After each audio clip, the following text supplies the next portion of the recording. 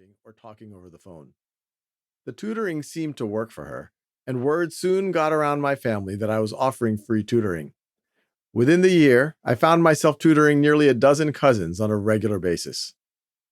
To help them, I started writing web-based math practice software so that they could remediate gaps in their knowledge and learn at their own pace, while I kept track of what they were mastering.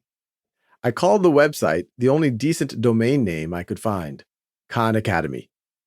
Realizing the power of one-on-one learning, I soon thought about how I might scale this platform to give thousands or maybe even millions of students like my cousins the benefit of tutor-like instruction. Based on a suggestion from a friend, I began recording video lessons that I posted on YouTube to complement the software. By 2009, my website was getting 50,000 learners every month, each one hungry for academic help. Many users, I would discover, were students who saw Khan Academy as the personal tutor they or their family could not afford. Today, Khan Academy is a nonprofit with more than 250 employees that serves more than 150 million learners in more than 50 languages around the world. Scaling world-class personalized learning, as is often embodied by one-on-one tutoring for students, remains the beating heart of our mission to provide a free, world-class education for anyone, anywhere. My long-held aspiration for the organization was that it would act as a tutor for every learner in the world, an endeavor that has always been our true north. This wasn't simply a matter of scaling personalized support for the sake of it. Long before Khan Academy, decades of research and intuition pointed to the idea that kids could learn much more if the pacing adapted to the student and allowed each one to truly ace a subject, that is, mastery learning. This contrasts with the status quo, where a class of 30 students often moves on to the next concept, even when a good portion of the students haven't yet displayed proficiency. Obviously, getting every student a dedicated, on-call human tutor is cost prohibitive. The only viable solution is to work with technology. It seemed to me that AI technology might someday turn out to be an important part of that puzzle, maybe even the holy grail of truly emulating a real tutor. I am not alone in having this dream.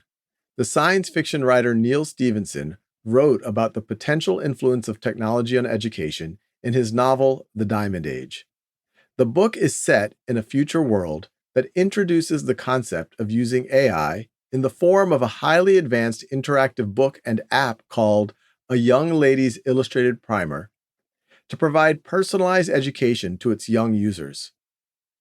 The Orson Scott Card novel, Ender's Game, imagines a battle school that employs advanced AI technology to test and train students' strategic thinking and decision-making skills through a personal AI tutor called Jane.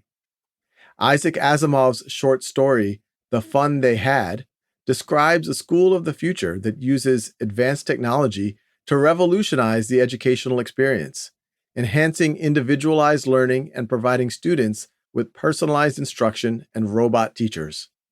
Such science fiction has gone on to inspire very real innovation.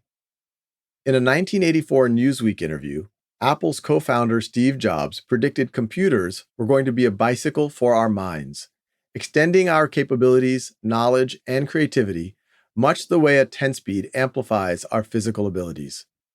For decades, we have been fascinated by the idea that we can use computers to help educate people.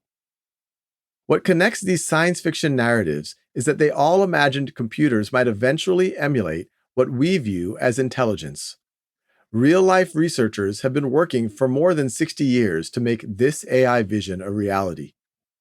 In 1962, the checkers master, Robert Neely, played the game against an IBM 7094 computer, and the computer beat him. A few years prior, in 1957, the psychologist Frank Rosenblatt created Perceptron, the first artificial neural network, a computer simulation of a collection of neurons and synapses trained to perform certain tasks. In the decades following such innovations in early AI, we had the computation power to tackle systems only as complex as the brain of an earthworm or insect.